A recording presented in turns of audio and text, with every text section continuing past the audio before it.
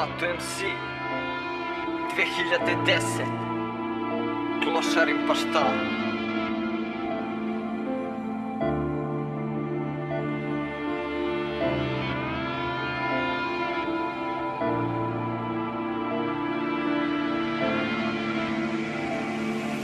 Evo kao i uvek, opet klošarim po kraju.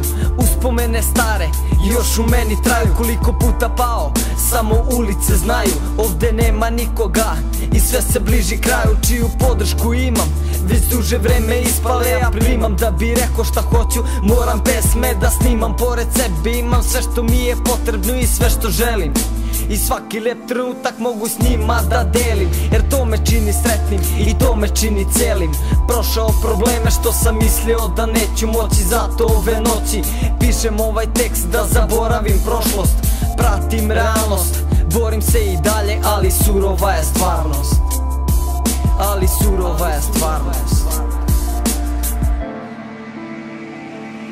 Nikad nisam mislio da ću pasti na dno.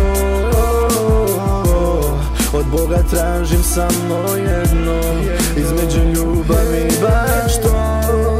Nikad nisam mislio da ću pasti na dno.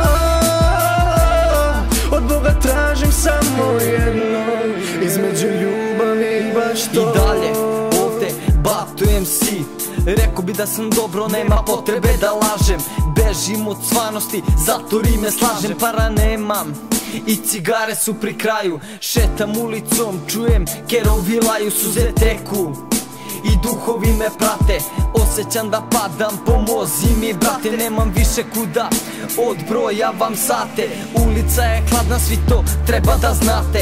Klošarim pa šta, život me slomio. Sad kad sam stariji, iskustvo sam dobio. Neki su rekli neću moći, ali ja sam se probio.